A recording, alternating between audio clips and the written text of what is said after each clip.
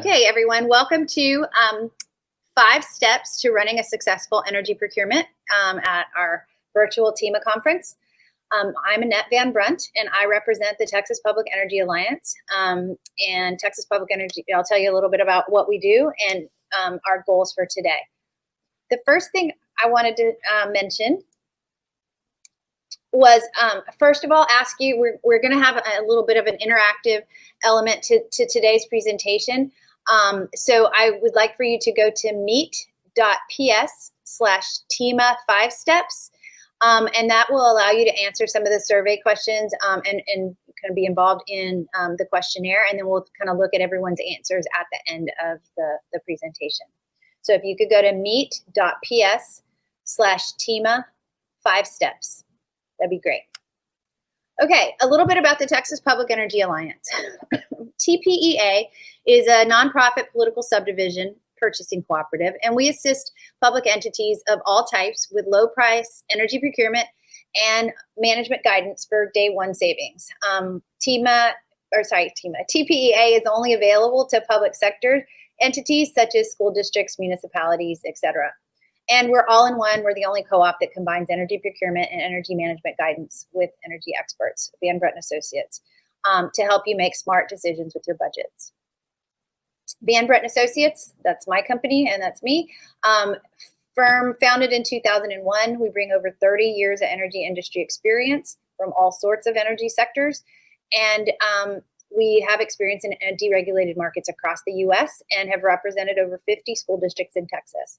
We're an accredited Texas Energy Manager and a certified Texas Energy Aggregator. So the first question on the vote now here is, and the link is, if you missed it the first time, it's up at the top. What is your area of responsibility? Energy manager, procurement, etc. I'll give you 1 second. And because this is a recorded, you won't be able to interactively see the responses, but we will review them at the end during the Q&A. Okay. And a second question, what entity are you with? And this should be just a text box if you're whatever school district or college or city that you may be with. So 5 steps to running a successful energy procurement. I always like to start with a comic, and I thought this was a funny one. I want you to lower your price, but I don't know how to negotiate. It's easy. All you do is offer to pay more than the list price and wait for me to counteroffer. He says, okay, I'll pay 20% over the list price. You win, sign here. That's not how we negotiate, and that is not a way to get started, but I thought this was funny. So step 1 is determine your procurement goals. Paying 20% extra would not be one of them. Determine your procurement goals. So the first question, the next question here again, and there aren't very many more. They're kind of front-end loaded, the questions to get you started. What are your goals for your next energy procurement? Is it the price, things like that? What are your goals for your next energy procurement? Thank you. So energy procurement goals. We talk about the primary goals. First of all, pretty much everyone says low price, a strong contract, completed with minimal costs and resources. So we, not having to use a whole lot of people's time. You guys have so many other things to work on to keep your occupants comfortable and happy, and so to be able to do it with minimal resources and cost is usually a primary goal. With a financially stable vendor, with contract flexibility to provide for growth, or in some cases declines. Budget certainty, and I hear that one a lot. People just want to know, Annette, I just need to know that my price is going to be the same. There's not going to be some gotchas later. There's not going to be a new adder or something changed that we didn't know about. We want to know, what we pay for is what we pay for. And are there any additional cost-saving services, things like demand response or any kind of incentives? So those are usually part of most entities' procurement goals. The additional goals some have are, do they have some expectation for green or renewable energy in this contract in some minimum amount? Some sort of conservation rebate. I talked about it earlier in incentives, but any other type of rebates that help you lower your energy spend and lower your energy usage, or better monitor your energy usage. So things like that. And could that be included in the procurement? And then online tools. And more of you are very much leaning on online tools to get answers and to make decisions on kind of future projects, things of that sort. So making sure that you have online tools is another important part of energy procurement, and especially as these contracts are many years long. So making sure that you have a partner that provides online tools to help you do what you need. So the question is, how can each of these be met? So another question, how do you measure energy procurement success? Prices lower than peer districts, prices lower than our last contract, additional services, easy contracting process, meets our green initiatives, or other. And you can select more than one. It's not, you don't just have to select one. I'll move on.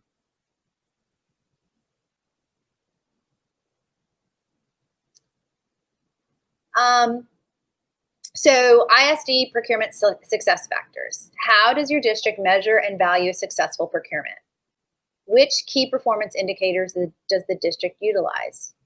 Savings ratio, number of bidders, high, low bid spreads, procurement cost per purchase order. Are any of those things that you guys look at? How do you know that you've had a good procurement? And how did your last energy procurement meet these key performance measures? The second step is to gather data. So one is to set your goals, two is to gather data. And what data do you need? The first piece of data is you have to have for the procurement process is, first of all, a list of all your active easy IDs. Your meter number is a different number, but your easy IDs. A copy of your current contract. And that's important because a lot of times people think they know what their obligations are from their current contract. And we want to be sure, or you want to be sure, that in the next procurement, that next contract isn't in any way in conflict with the current one. So switch dates, some people think their contract ends at, drop dead on the first of the month or the end of the month or certain days. And so making sure that your new contract is in alignment with the old contract is very helpful. And then any kind of termination and early termination, or if some meters were added and they don't have the same end date, you just want to be sure that all of your, whatever you do in the next contract doesn't harm you in any way with your current contract. Also compile all of your known facility changes. So if you know you have a bond coming, or you've approved a bond and you have 4 or 5 years worth of build, or your district is growing by a certain amount, you're going to be adding some fine arts complex somewhere, anything that you know about, you can actually put in the next contract so that you're not paying add delete premiums, or it's not eating into your add delete volumes. If you know it, and it's okay that it doesn't even start for 2 or 3 years. If you're buying a 5-year contract, and in year 3 you're putting in a new fine arts complex, you can put those volumes in, and your supplier can make sure that that's in your contract, and it actually can sometimes help you get a better price. And when I say facility changes, I mean anything that will require a new meter or will drop a meter. So anything that you add, and this is an important distinction, anything you add but you tie it into an existing meter does not need to be disclosed, or you don't need to buy something separate, because that falls into your swing allowance. So when I talk about compile all known facility changes, it's those sorts of things, but know in advance that whether or not you're going to tie it into existing load, which is always preferred, or whether it's going to be a whole new meter. And one more thing. I mean, a lot of times school districts will they'll build a new campus kind of in a similar footprint or as a replacement of a previous contract, and they say, oh, that one's going to go away, and so they want an add delete. But many times that other one doesn't get knocked down or doesn't go away, or it's a year later because they need to do some things. And so making sure that you account for that and know what that plan is can also be very important. And it really just helps you minimize the add delete hit. The next is any type of on-site generation information. If you have, and many of you are starting to do more of that, that can help in two ways. It can actually be a part of a next contract for not only the commodity, but some curtailment programs, like demand response type programs. So knowing that, or knowing that you have that would kick on if let's say there were that you'd have access to it if there were rolling brownouts or blackouts, that could also be helpful. So knowing that and capturing that can be very helpful. And then there's other related contracts. And what do I mean by that? Many have performance contracts. Many have some type of savings contracts. Making sure that you understand how any of those contracts, PPA, if you've got solar on top, how any of that could be impacted by your new electricity contract. You just want to be sure that there's no conflicts. So making sure you have that is key. Performance contract, behavior modification contracts. And the other reason I bring that up is to the extent that your next procurement is a far lower price, you want to be sure that these previous contracts don't get the benefit. You're not sharing the savings with an outside vendor for performance or behavior modification, because it really has nothing to do with changing your consumption. It's just a lower price. So making sure that you kind of tackle that before is really important. And then controls. Just understanding what your controls contracts might be, and if any of that impacts kind of your ability to participate in demand response. So all of those kinds of things can impact, and you really want to know about it before you go into procurement. Then you also want to know kind of district specific contract needs. I mentioned it before, green and renewable energy. And so if you have that need, you want to communicate that right off the bat. And there's a lot of ways to tackle the green and renewable energy. It could be that you want site specific or something that you can point to. You only want, RECs will be fine. Or you want the ability to add solar at some point. Making sure that you understand what those needs might be, to be, again, because you're signing long-term contracts, we want to be sure that you're not kind of tying yourself up a bit or costing you money down the road. The other is building requirements. And I've worked with 50 different school districts, and I can tell you there are so many different building requirements. Some folks need, cost centers on a summary bill. They need a facility name. Some want to be auto drafted. Some want to get one bill for all their meters. Some want to get a bill sent to each campus, or a bill sent each, that campus's meters grouped together and sent as one bill, and the next campus's meters sent as another bill. So understanding what that is and communicating that beforehand, because not all suppliers can do all of those things. The next is market information. Understanding the latest market trends. And when I'm talking market, I'm talking electricity, and what the drivers for electricity. And then all the current price drivers. So I'm going to talk a little bit about that. So some of the things in gathering data are, what is your price risk appetite? If you just really don't have one, you just want to know what your price is and you want to be done and move on, that tells you you're risk averse. But if you're willing to take some price risk, there are different options in that regard. What term of contract is optimal? And everyone says, well, not everyone. Let me clarify that. Many people think they have, or let's say the facilities department has one idea and the the purchasing department has another idea, and the CFO or superintendent have another idea of what's optimal. So really kind of talking through that, and the best way to talk through the term of contract is really to see the costs. And so it used to be the longer terms. So this is 5, 6, 7 years ago and before. It used to be the longer term of contract, the higher the price. So a 5-year contract costs more than a 3-year contract. That's your regular what they call contango pricing. Nowadays, or over the last couple years, the longer you went out, the lower the price. That's called a backwardated market, and it's backwardated because it's backwards. Usually, right? Inflation, prices go up, but for the last couple of years, and it's still the case. It's just not as dramatic. The longer you go out, the lower the price.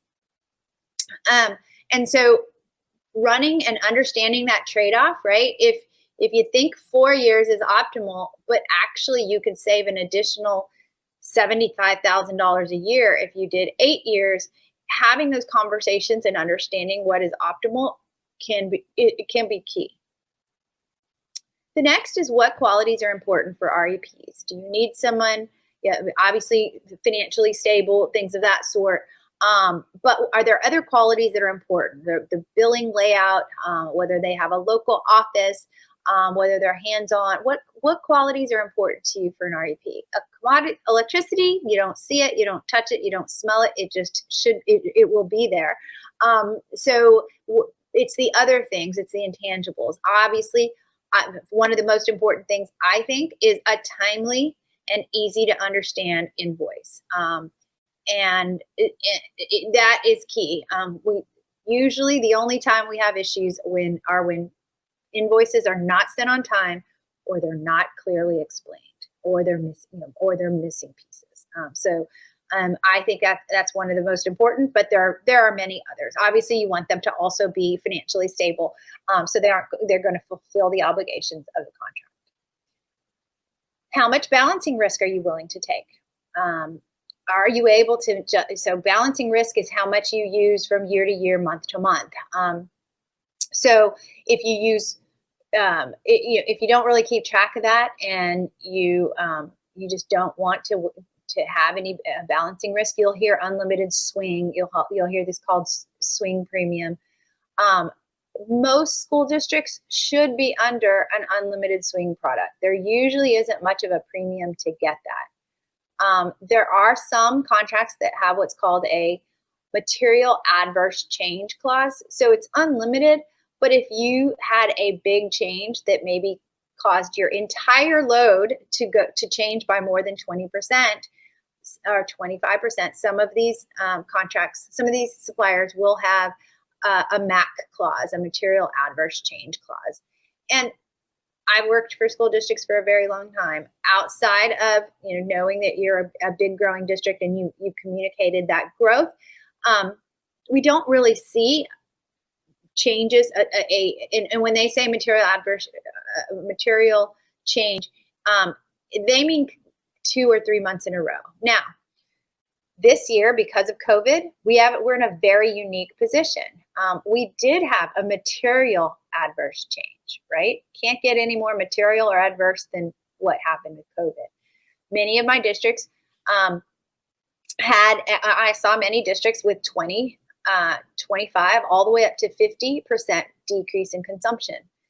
To date, no supplier has charged any of, at least my clients, a balancing risk cost, but that's because their contract doesn't have that. Ensuring that you're protected from being outside of norms, outside of your historical, you want to be sure that you have that, especially given these uncertain times. Contract termination provisions are required. What sort of contract termination provisions are required? Are there any outs if something really changed? What type of facility addition provisions are required? So that's the whole add delete allowance. And do you have energy commodity expertise in-house. And really very few school districts do, because you're not in the business of buying energy. And most of you buy energy step into the market once every 3, 5, 7 years. And so to have the commodity expertise, watching all the market factors that are changing on a very regular basis, making sure you have that as part of your process and gathering that data is key to making an optimal choice. So a little description about price drivers. Let's see if this works. Oh, well, my labels are missing. The labels on the pie chart here, I'm going to go back. These are supposed to be, and I don't. They didn't copy over to this slide deck. The important price drivers. What drives your electricity price? One are contract terms. Actually, the blue one is your load shape. If you use mostly on peak and very little off peak, because you're shutting down every night, your price may be different than the district right down the street, who is running 24/7, and their price per unit your price per unit may be higher, but they're using far more units, and they're using it a lot off peak at night or on the weekends because they aren't shutting anything down. So their budget is completely different than yours. Load shape is a very big price driver. Next is contract terms. Also competition, and I cannot stress enough how important competition is. Making sure you have folks competing for your load. We're going to talk about that a little bit more in a minute. And your size of your load, that's the yellow. I mean, I have awarded contracts to very, very small districts and really small charter schools that many times are lower than other districts. So it really comes down to more when they buy than the size. All of you who are attending this are likely big enough to where you don't need to bunch up with somebody else to combine your load with someone else to get a better price. But the biggest driver over all of this is the U.S. global energy market. It's where we are. If prices are high, you're going to pay more. If prices are low, but you're going to pay less. And those of us, we all buy gasoline at the pump. We know we can. The analogy I use is you can drive around, right, and get the lowest price in your neighborhood, right, for gasoline. But they're all going to be within 20, 25 cents of one another. And so you could drive around to find who's the lowest right now. But the prices that we had at the pump a year ago, right, were much higher than they were today. So it's when you buy is as important or more important. That's going to drive the ultimate price. And then you can minimize within, I have to buy today, by driving around or making sure you look at all your options and have the lowest option available to you. So just to share a little bit with you about wholesale electricity prices, there are some trends that I'd like to share with you. And so these are the types of things to look for in deciding when to buy. If you'll notice, I started noticing this trend last year, and if you notice here in August, so basically starting in the beginning of summer of 2017, down to the end of August, early September, you see a dramatic drop in electricity prices. And just to level set, these are wholesale prices, not the retail price that you pay. So these are wholesale blocks. And this is the average price for anything in 2020, 2021, and 22 averaged together, because there's an active market to buy power forward, right? And each month has a value. So these are the average for everything 2020 to 2022. And so there was a drop. And then you see it all winter long, it went back up again. And then starting in the spring again, we see it drop. And then again, late August, early September is when the turnaround happened, and then we see another huge run up. And that lasted until the winter, and then in the spring again, we see prices come down. I awarded 24 electricity contracts to school districts in that time period, really actually from March 1st, so the second half of that red dot, or that red line, to here because we took advantage of this big, huge drop. Okay. Then there was again a huge run up, and we again, in the fall and winter. And then interestingly, we started with our drop again, and then what happened? COVID happened. So COVID caused a significant change in the market factors and the price drivers. And instead of seeing the continuous drop, we saw an increase. And so we're still watching some of this. It does seem like some is trying to recover. And we've seen a little bit of recovery. This chart actually ends in June. We've seen it drop down to about this level. I hope you can see my arrow, but it has dropped to this level. I apologize, this is a little bit of a delayed, but the key is there are significant differences for every dollar change, right? So if you use, I'm gonna use some rough numbers. If you for every 2,000 students you have in your school district, you use 1,000 megawatt hours. So let's say you have 50,000 students in your school district, you use about 100,000 megawatt hours a year. So I know that's a very large district, but if every dollar in that size district, if you use 100,000 megawatt hours a year, every dollar change is $100,000 a year. And so just from here in the above 31 down to 26, that's a $400,000 a year cost difference to them. So making sure that you know where you are on a trend line and stepping into the market at the right time is key. Again, one of the reasons, and I'm pointing out that this turnaround happened in August and September, and you can probably speculate why it happens then, but it's because so at the end of 2017, it actually wasn't a very hot summer. And because of that, you would think prices would go down in the future. But what happened was 3 coal plants were retired because they said, we can't make money at these low prices. So they shut down, which caused a decrease in supply of electricity. And so that caused prices to go up again. Then we had some, we went through another summer, right? And so again, August, September, and we realized, prices are okay.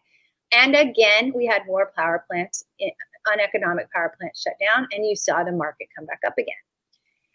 And then in 2019, you saw an abundance of new resources come online, and you see a huge drop in forward prices. You also saw natural gas prices come down, and since natural gas is used for so much of our electricity in Texas, you saw prices come down correspondingly.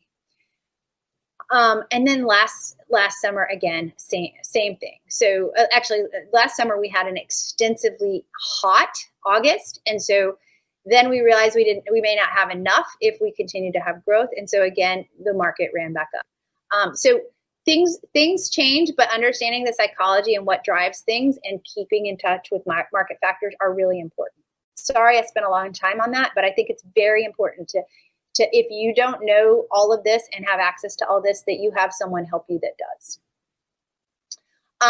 Gathering data, because it's so valuable. I mean, it's huge dollar differences between when you buy, right? Okay, so, and then this just shows you what each year has done, and you see, this is today, 2021 is trading up much higher than 2022, that's trading higher than 2023, and then 2024. And so this explains why the longer you go out, the prices are lower. And so it's that each year has its own value. And I just wanted to be sure that everybody understood what was driving those sorts of things. Okay, step 3, determine optimum procurement method. One option is to have an RFP, the traditional RFP. Who is that good for? Districts with many unique contracting requirements. If you've got things that are very specific to you, this may make sense. Districts with highly experienced energy contracting personnel. So if that's something you've got in-house, great. Those with lots of time until contract expiration, because RFPs take a long time to do right for electricity. districts with criteria other than price that must be considered. So if there's something other than price, like you want some kind of special consideration, or you've got specific needs for your district, and that add value to your district but aren't part of the core commodity price, that may be something that because then you can use the point system. So RFPs may be good for somebody like that. The drawbacks of an RFP are there's typically not as many bidders. It's a lot of work for these suppliers to fill out every form and to do all the documentation. And so there's typically not as many bidders as some of the other options I'm going to talk about. It's also difficult to get equitable contract terms. I find very few districts that run an RFP that get the exact same contract terms, and that's important because prices can differ significantly based on contract terms, and unless you're actually pricing them apples to apples, it's really tough to know whether you got the best price. And it's of course a lengthy process. I talked about that earlier. So I have another comic. Just thought I'd share this one. I need a $1,600 handheld barcode scanner to finish my lab test. Okay, apply for a capital budget variance, prepare an RFP, get 3 bids, form a team to evaluate the bids, then prepare a purchase order. Never mind. I'll just learn how to read barcodes by sight. And so this is just kind of making fun of, making light of the lengthy RFP process. And because of that, not only does sometimes we might want to cut some corners, because it's just so lengthy that you don't do all the work required to get things to apples. So it's a known issue with the RFP processes. But again, there is a place for it, and it's usually when you need something very specific. Cooperative. There are different types of cooperatives. There's the single supplier. So I'll talk about them because they're kind of going away. But the GLO was a single supplier. They had Cavallo, and that was it. They have individual district contracts. There are some with a single supplier. So GLO could do one with one district and one with another district, and that was good. And there's also ones that are other suppliers out there that pool together loads. There are other cooperatives. There's one supplier, but they pool all the loads together. The downside of the pooled loads is if you have a great load factor, you could be subsidizing, or if you have a low cost load factor, you could be subsidizing other districts. And so the pooled together loads, yes, everyone has the same price, but you may not have gotten that same price had you gone individually, and you'd never know. There will always be winners and losers. There's the other type of cooperative, that the supplier list type, and I would put that in the kind of by board TCPN type, where they publish, and there's lots of them, tips, tabs. They've got their list, they qualify somebody, and it's just a catalog of all sorts of vendors. And that's one method. Usually the supplier list type, they don't have any energy expertise. They're not providing any additional services. They're just kind of qualifying in certain vendors. A full service cooperative, they have many suppliers. They include the district, or they include advocacy for the district in the process. So they have someone helping, and they offer other energy cost minimization services. So they're not just getting you a contract, they're working with you in a partnership. One other thing I wanted to say about the supplier list type is that many times they are there, they provide a vendor, but it's important to make a distinction between the vendor being on the list being a broker or energy consultant, and whether it's a supplier on the list. So it is not okay if the supplier is not the approved vendor but the broker is, because the broker is the one that needs to be the supplier is the one that needs, the REP needs to be the approved vendor for you to be able to contract with them using that cooperative. Just an important distinction. The next thing is matching the type to your needs. Greater number of suppliers, so making sure that there's a lot of suppliers equals more competition and lower prices. Also, understanding whether your risk profile matches that of the group. Also, if you're using the supplier list type, do you have personnel to negotiate contract terms or check the market? Is this a good time to buy and or put offers on an equitable basis?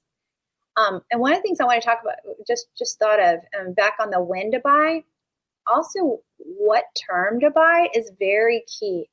I just worked with a district a few weeks ago where a 60-month contract was one price, but had they done either a 54-month or a 66-month contract, the price was about $2 less, $1 to $2 less.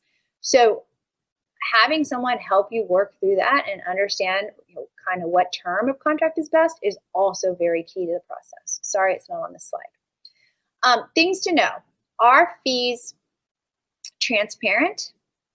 And anyone who says they don't have a fee is not being forthcoming. All have fees. REPs do not just pay a broker or a cooperative. There is a fee that is added onto the price that the supplier would have paid. Also, one thing a lot of people don't know is some suppliers offer a prepay. So they will pay the broker up front, and say it's a multi-year contract, they will pay the whole year's value up front. And some brokers or cooperatives may favor those types of vendors. So making sure that you don't have that in that process is key. Things to know: do the fees vary by customer, or does everybody pay the same? And I think that's very, very important if you're in a cooperative, that everybody is paying the same. Do you have access to energy experts?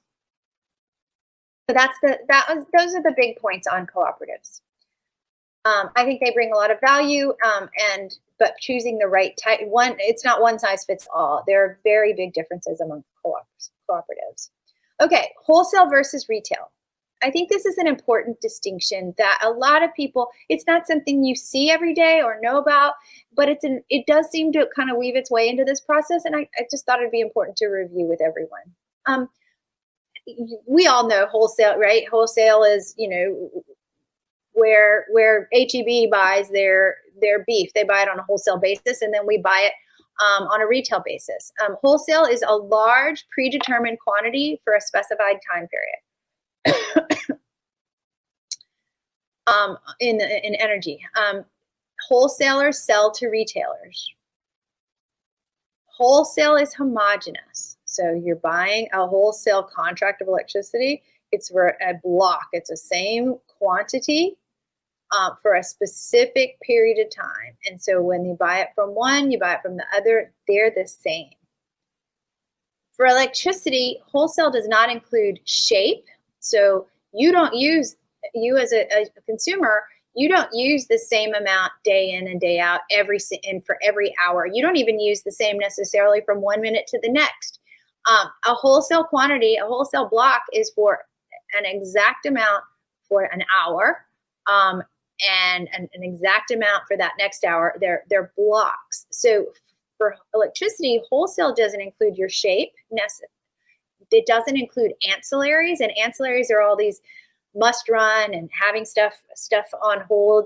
It doesn't include transmission, for example, bringing wind power over to AEP or Centerpoint or Encore. It doesn't include all the ancillary services. It doesn't include swing. Like I said, it's a wholesale fixed block. So as you go up and down, it doesn't provide for that. It doesn't include billing services. It doesn't include scheduling services.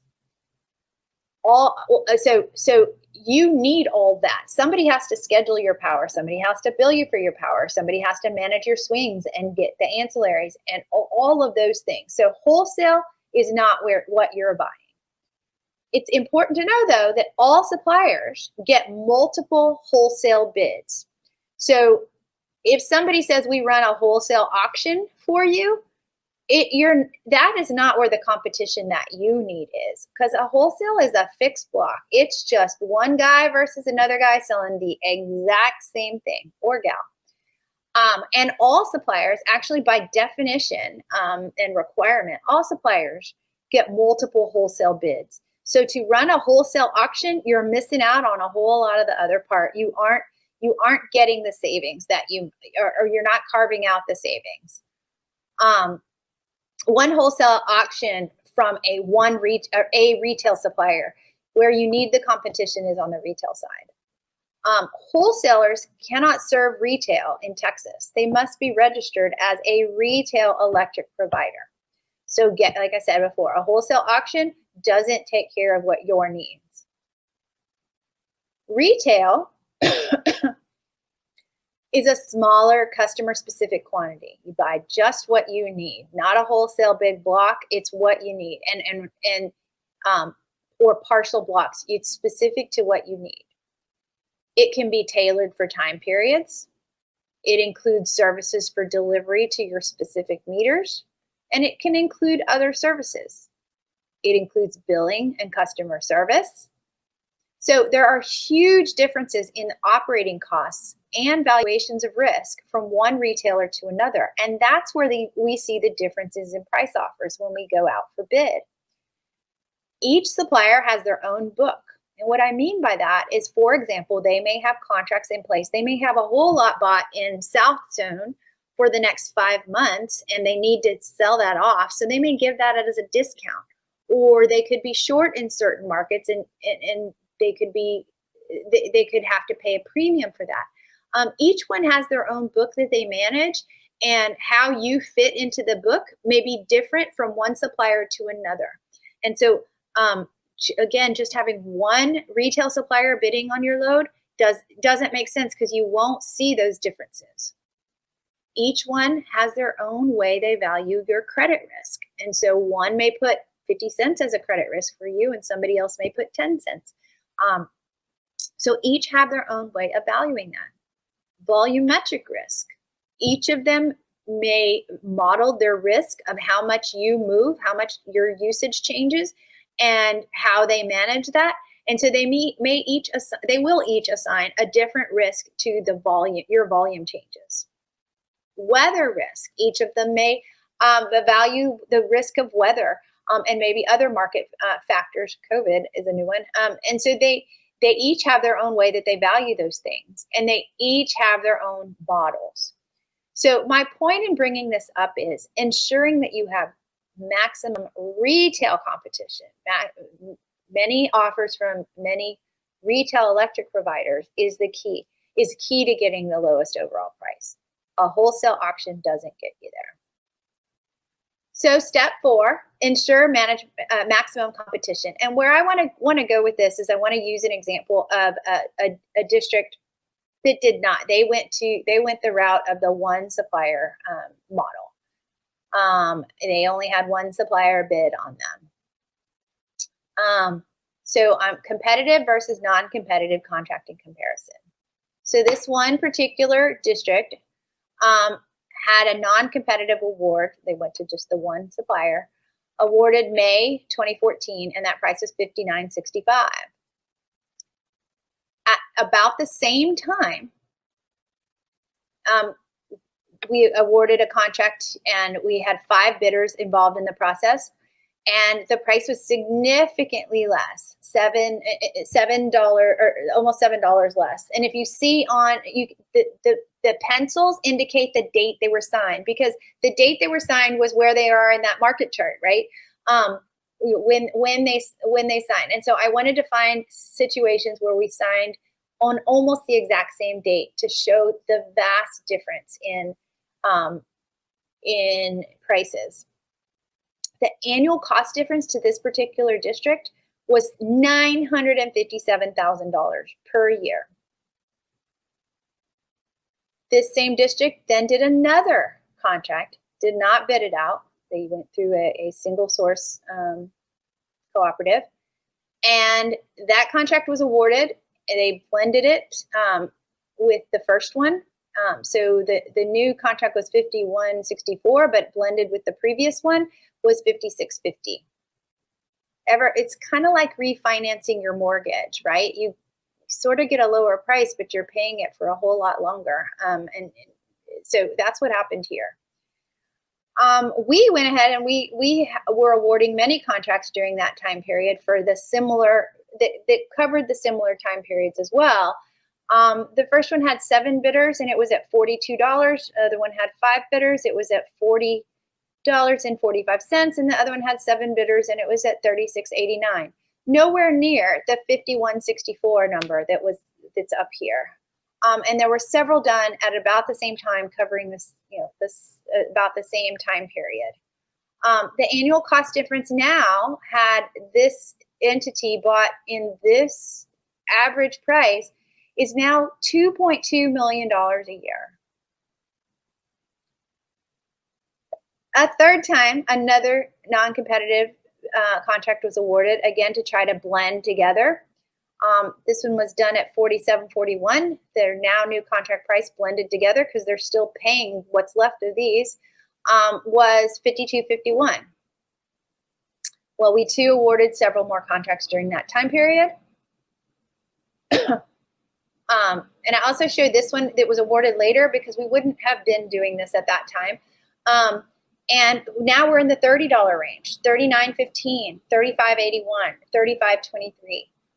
All signed, these signed within the same time period and covering the same time period.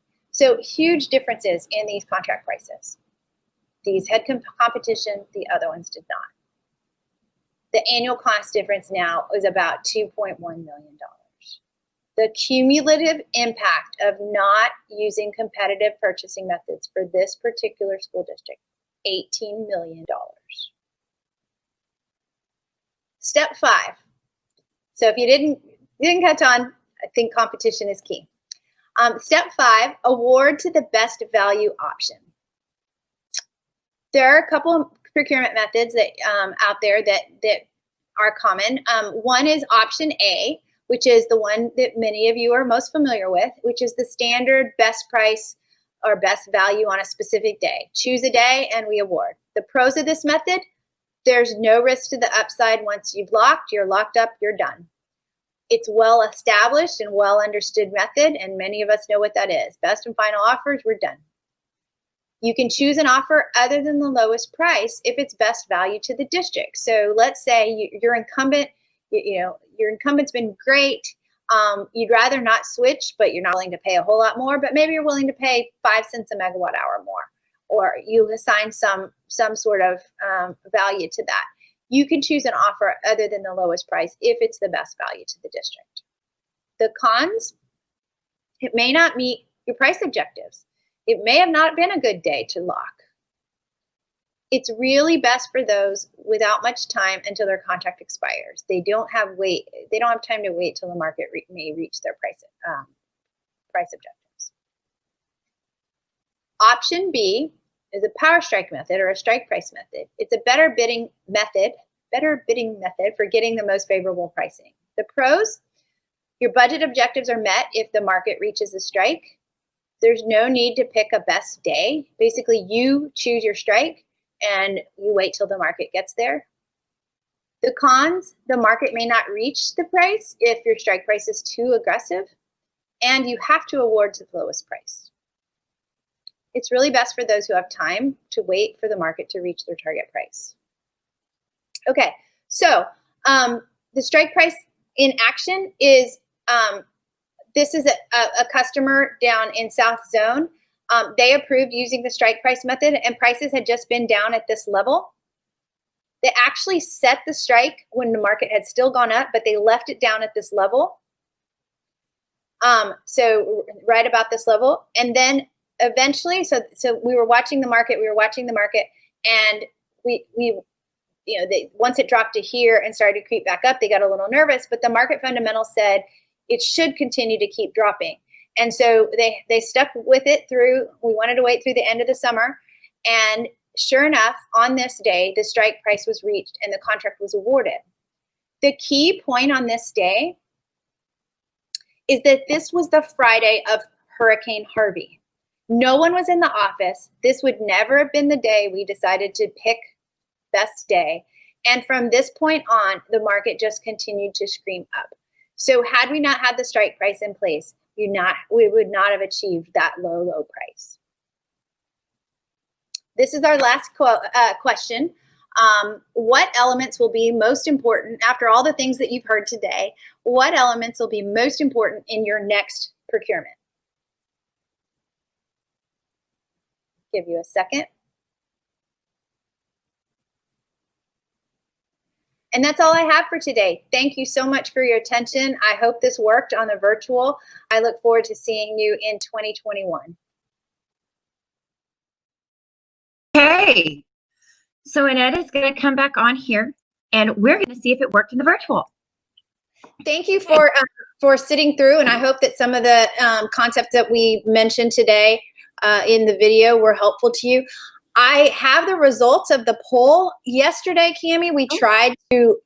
I tried to share my screen, and I was unable. So you can try it one more time and see if you have any magic. Yeah. Otherwise, I'll read the responses. Yeah, it says that the screen share permission disabled. So okay, hold on. Let me see. Okay. No, I can only do it. Okay. All right. Okay. So I'm going to read. Looks like 100%. Some of you must have answered multiple things about what your area of responsibility is. 100% of you are energy managers, but it looks like several of you wear other hats as well: procurement, maintenance, operations, HVAC, facilities, etc. So I know that feeling is like to wear multiple hats. So thank you for having the time to sit through this. And it looks like we've got a good crew that participated. What entity are you with? We've got folks from Sci-Fair, Galena ISD, Rockwall, UT Tyler, etc. What are your goals for the next procurement? We've got some green, we've got lowest price, satisfy stakeholders. It looks like it kind of presents to me as each individual word. And so gaining, so those are the things I expected. How do you measure procurement success? 34% of you said our price is lower than our peer districts. Our price is lower than our last contract, and kind of that one competition one kind of showed you that that's not necessarily a good measure, because that particular district did better every time, right? But they didn't do better versus their peers. And then an easy contracting process. And I agree with you, making this process as easy as possible is really important. And then what elements will be most important in your next procurement? Looks like we've got lowest price, getting folks involved. You've got some green, getting administration or the board involved, things of that sort. So that's where we are. Any questions from anyone?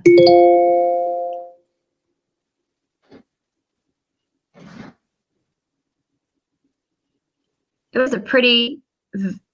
a great presentation, Annette. Very comprehensive. Thank you. Usually no questions means the presentation was fantastic. So come on, guys, type in.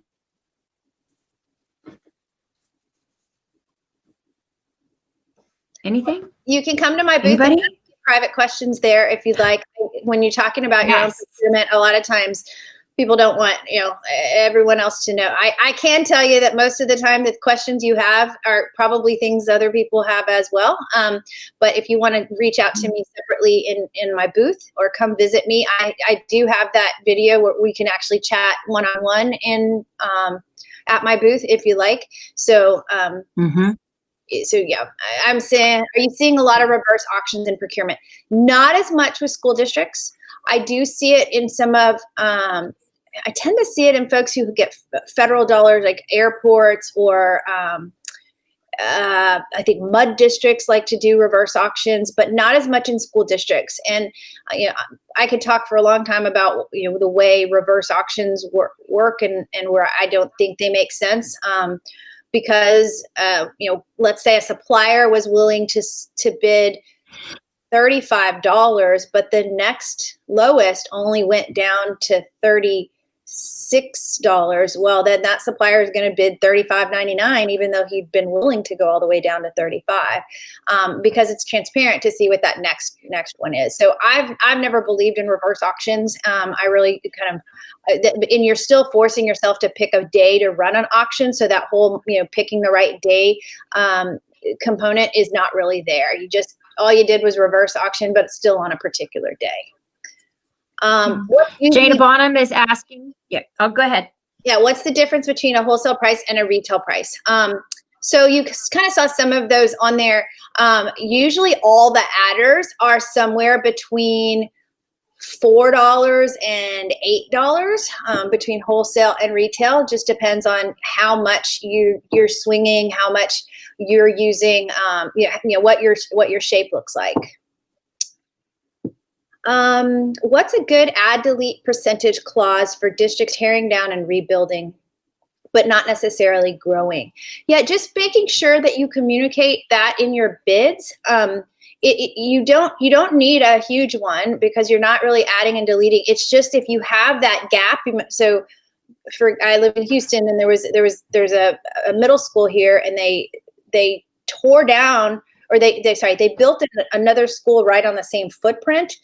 And you thought they were going to tear down the old one right away, but they ended up using it for a while. And so that add and delete didn't happen, simultaneously. And they don't expect it to be simultaneous, but, making sure that you communicate that at the beginning, but you don't need a big one because you're just netting yourself out. But making sure your contract allows for netting of add delete. Some of the suppliers do not allow for netting.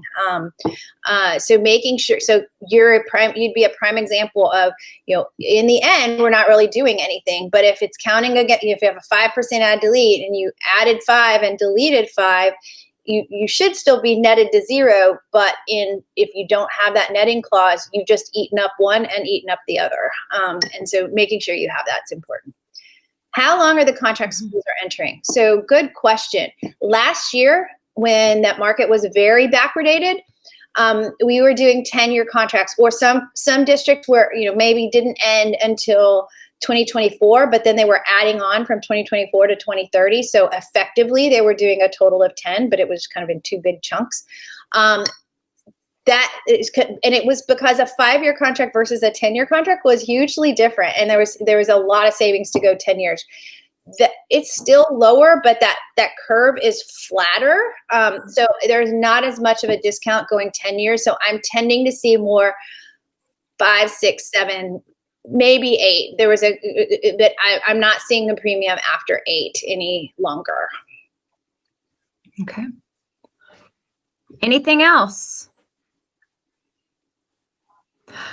Well, like Annette said, if you do have some personal questions, you can reach out to Annette either through the networking feature of the virtual portal, or better yet, through her booth at the exhibit hall. You can message her. You guys can video chat about your own personal questions for your own personal entity.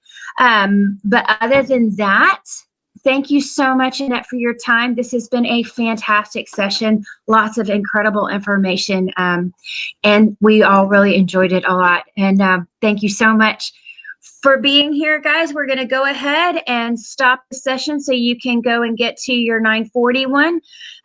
One more time, if you have any questions for Annette that you didn't do here, go see her at the Texas, the TPEA booth there at the exhibit hall. All right, guys. Jay Bonham is typing. We'll hold off just a second. Oh, you're welcome. Maybe not. Oh, you're welcome. Thank you. I enjoyed it. Thank you for sitting through. Thanks so much, Annette. We'll see you later. Okay, bye-bye. Bye-bye.